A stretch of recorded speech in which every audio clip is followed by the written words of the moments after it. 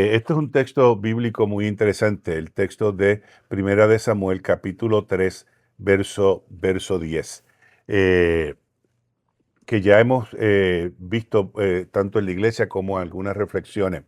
Eh, el arte de escuchar a Dios. Y vino Jehová y se paró y llamó como las otras veces a Samuel y le dijo: Samuel, Samuel. Entonces Samuel dijo: habla, que tu siervo escucha, después de la orientación.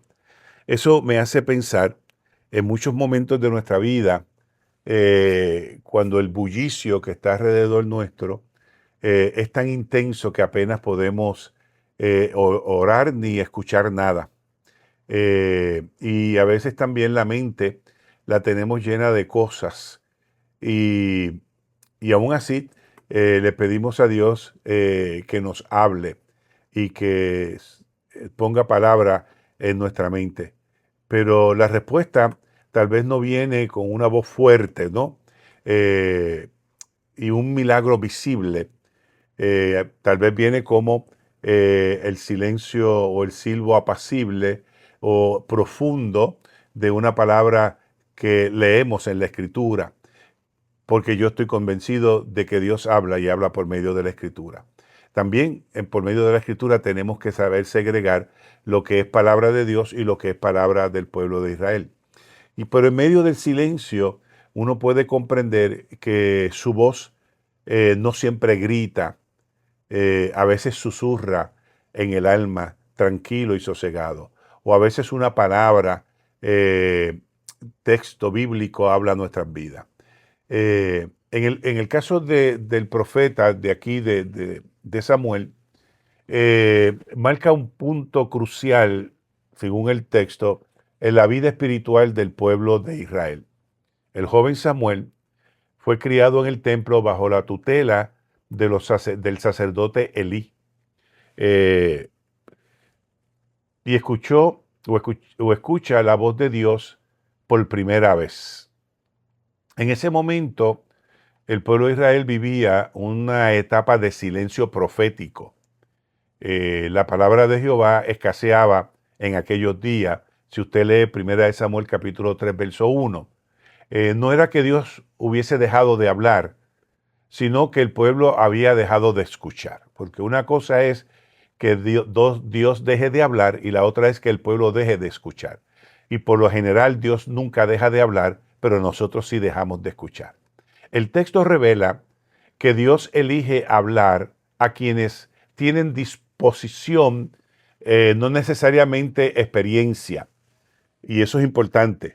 Dios está dispuesto a hablar a quienes tienen disposición. Samuel, un niño, encarna la apertura espiritual que muchos adultos habían perdido en el pueblo de Israel. Teológicamente, este episodio anuncia una verdad poderosa. La revelación divina requiere receptividad humana. Y uno de los elementos principales para poder escuchar la voz de Dios o entender la voz de Dios a través de la Escritura es que tengamos receptividad humana. La voz de Dios no se impone, ¿no? Se ofrece con ternura a quienes tienen el corazón sensible y dispuesto. Escuchar, por tanto, es un acto de fe, incluso un acto de obediencia, para poder escuchar la voz de Dios. Yo no estoy hablando de que te dijo en el oído, cuidado con estar escuchando voces, no. Yo lo que estoy diciendo es que en medio de la Escritura hay una revelación para nuestras vidas. Y Dios, de la mejor manera que habla es a través de la Escritura. La tradición bíblica de oír a Dios no es solo un ejercicio auditivo, como mencioné, sino un compromiso de vida. Un compromiso de vida.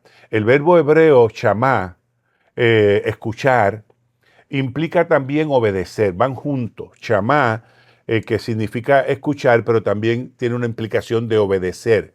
En otras palabras, escuchar a Dios siempre conduce a responder con una acción.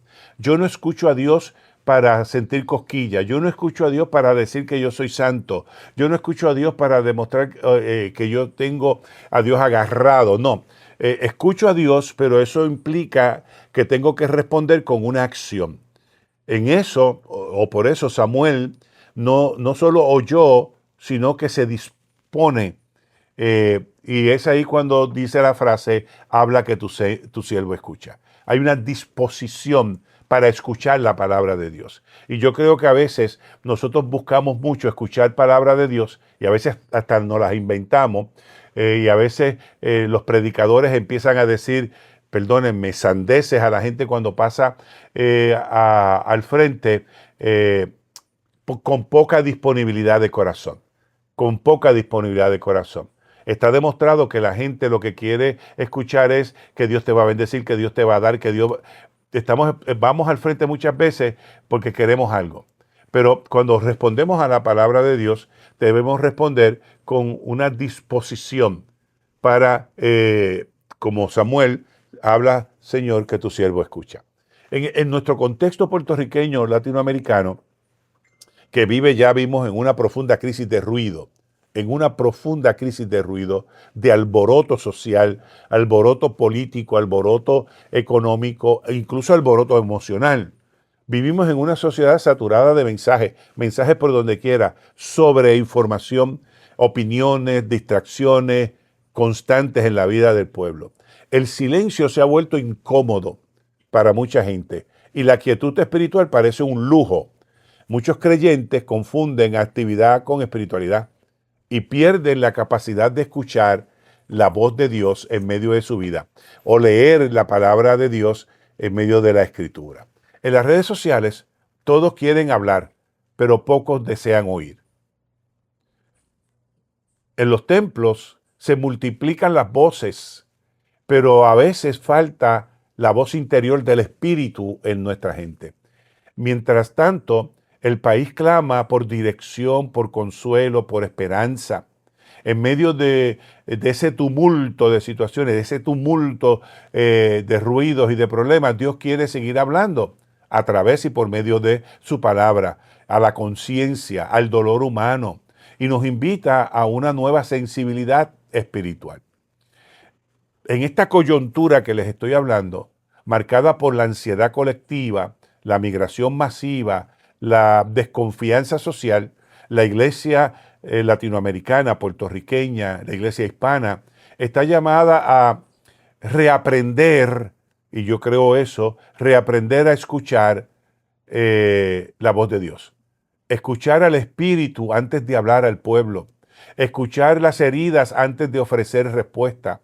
Escuchar al prójimo antes de juzgarlo. Solo así podremos reconocer, como Samuel, la voz que sigue llamando en medio de la noche del alma nacional. Y yo creo que los predicadores, las predicadoras, evangelistas, pastores, todo aquel que tiene la osadía, porque es una osadía de predicar, debe primero pasar un tiempo pidiéndole a Dios que le hable para poder responderle al pueblo. Pero primero tenemos que escuchar la voz de Dios, escuchar las heridas del pueblo antes de ofrecer alguna respuesta y antes de juzgar. Entonces, escuchar la voz de Dios requiere disciplina y requiere quietud. Dos elementos que escasean, dos elementos que escasean. Sin prisa. Deja que el silencio sea parte de la conversación con Dios. Eso es importante. Yo creo que ese es el primer paso espiritual para afirmar el oído del alma. Te compartí uno, te voy a compartir dos. 3 pasos espirituales para afirmar el oído del alma. El oído del alma. Gente, déjenme decirle algo antes de seguir con esto. No se trata solo de buscar respuestas, sino de cultivar comunión. Cuando callamos ante Dios, su palabra comienza a hablar dentro de nosotros. De manera que escuchar a Dios requiere disciplina y requiere quietud. ¿Ok? Y en una cultura tan ruidosa como la nuestra, se complica la situación. Pero estos tres, volviendo a los 3 pasos espirituales para afirmar el oído del alma, te dije que aparta tiempo para estar ante la presencia de Dios. Y aquí el orar sin prisa, el orar sin prisa. Eh, yo puedo asegurar, si hacemos un sondeo, vamos a encontrar que la oración la hacemos si queremos, si podemos, y la hacemos muy, muy superficial.